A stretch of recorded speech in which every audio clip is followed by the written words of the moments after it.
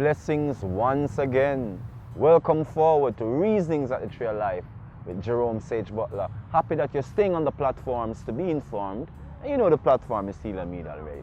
Give thanks that you're staying in touch and just keeping in tune with me, you know what I mean, and in tune with our wordings and our offerings and how it is that the spirit of, truth and information and even just some good examination, contemplation is coming through me and coming through this channel, right? So we give thanks for even the medium of YouTube and the internet, so we could be able to do this, And I know some people are saying that maybe they can't watch some of the videos in some societies, but I'm sure when you come to the West, say you come to Jamaica, you'll be able to watch those. And I'm sure also others will find ingenious way for you to share those videos too, right? Because I'm sure it's not a lot. As our topics are, as I said, topics we all talk about, so sometimes I do not understand what the complexes are. But as we're talking about complexes, currently the word on my soul, on the tip of my tongue is a complex one. And I'm sure there's going to be a lot of response to this one. And it's going to be on both sides, so it doesn't matter. Because I know a lot of people are going to be really a little bit, tad bit peeved by this one, but so be it. My current viewpoint, my purview today on a particular information space and scheme is to look at the astral. Now, the astral is such an ambiguous term and an ambiguous space. What does it really mean? Genuinely, what does it really mean? I'm not about to define it for every single human being because I'm sure people have different view, right? But we know that the astral is different from cyberspace. But maybe cyberspace is an entrance point to the astral in some regard. The astral, in a lot of ways, is said to be a spiritual, mental, and emotional space, vibratory space that the human beings enter into in an individual way and also in a collective way, right? So you have the individual way and you also have the collective way.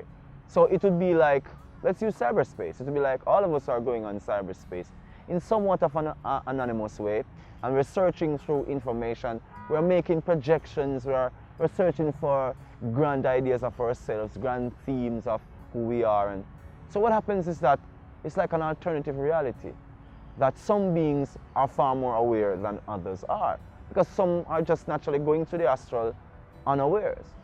So the first modus operandi of going to the astral is the astral body. Some call it your Merkaba or your light ship. And this is said to activate through what we call astral traveling.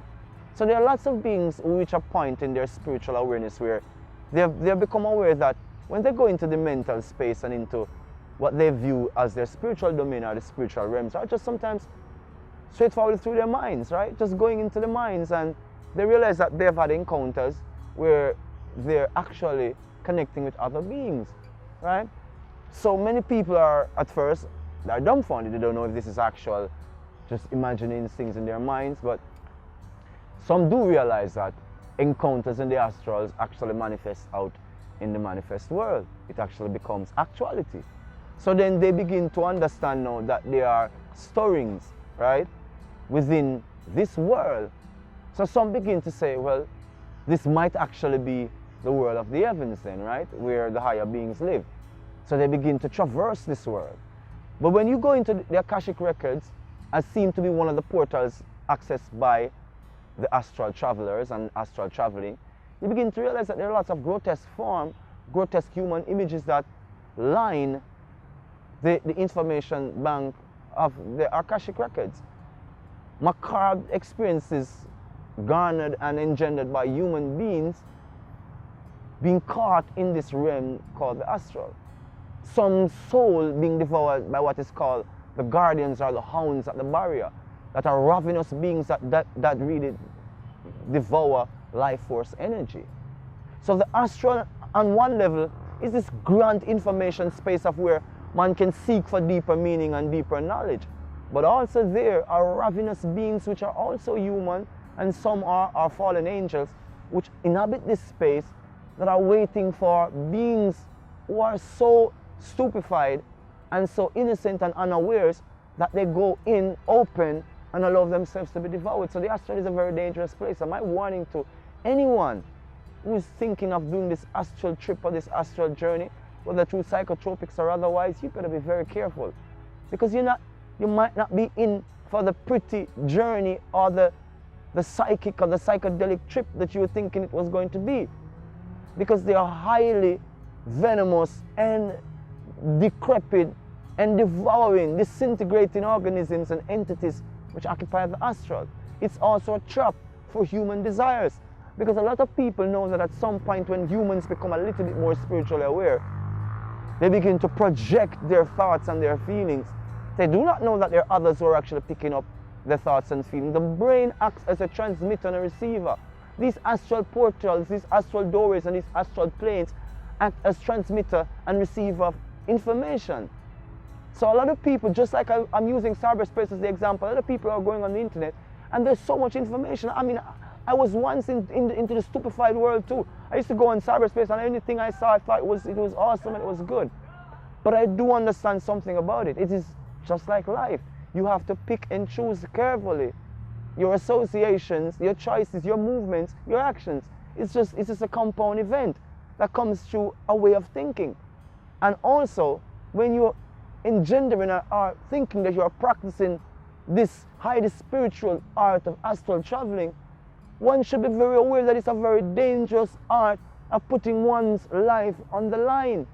Though there are many people who tell you, oh, I do this all the time, I go there and I see these things. Many of them aren't telling you of the psychic damage that is done to them, or of what returns to them, or what returns with them from these journeys. My personal journey in the underworld, I can tell you, I came up with many nomenclatures. But before I could even get even more closer to the Most High in manifest terms, I was told, Jerome, you have to get rid of all those nomenclatures because I took so much war weapons and so much things in the spiritual. They're not physical weapons, but they're spiritual weapons, and I took them from the underworld when I came up. You understand? Because I understood something about what this astral plane is about. It's very dangerous. But people have used it as doorways, access points, and to power. And it's also a way to rob people, because you might have your personal computer at home, you might have been on the internet at one point, but you're working on something. And you're not currently on the net by choice at that present moment. But parts of your material that you have for your own personal privacy might get taken up into the internet organism. So somebody has invaded your space without your permission. Somebody has begun to access information and things specific to you, that which you had not decided to even release at that point, or that you had any intentions of releasing or broadcasting, but now here it is broadcast. And that is a way the astral works. That people jump into these elaborate schemes, these elaborate plans. We all concoct in the astral and thinking it's only being viewed by us. Many relationships are born in the astral for mutual benefit and mutual dislike and mutual destruction and mutual distrust. You encounter these beings, as in our spirituality in Jamaica, we would say, we already met in the spirit, so I know you, like you know me.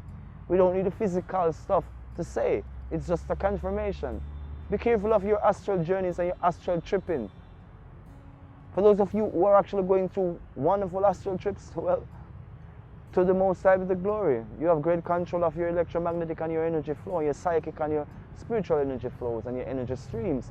And you actually know the streams of your lifetimes going both ways, up and down. So I guess you can go across and it won't destroy the center of your presence, of your awareness, of your being. My word, if you must, protect yourself, be careful. If you have no reason to, why do it? And why do it on a whim? You might cause yourself more harm than good. There's a lot of people walking around called living dead. And they're called living dead because they're trapped in the astral, right? And it's unfortunate. But until the Most High goes and retrieves them by their calling, their desires, or until a portal opens up and they can find their way back, or until someone is here who is understanding enough of this misaligned frequency and can do something, does it, then they're just going to wander around. So many of people who are said to be bipolar, schizophrenic, you name it. Many of the demented individuals are astral trippers, tripping off because the soul entity, the logos, the energy which powers it, is caught in the astral, caught in between the portals of human psychic travel, caught up, locked up, and lost. May the grace of God find you if you're one such individual. back to this manifest portal where the internals as your external can resonate the same, and you can be present and have all the awareness in your being. So you don't have to go out, but go in and connect more within. And within will be the pathways to all that is. This has been Jerome Sage Butler right here at the Tree of Life. Just remind you, be careful of your astral tripping. You're a beautiful gift to yourself, to your cosmos, right? So continue to be that gift. I've been enjoying that gift. Thank you for that gift.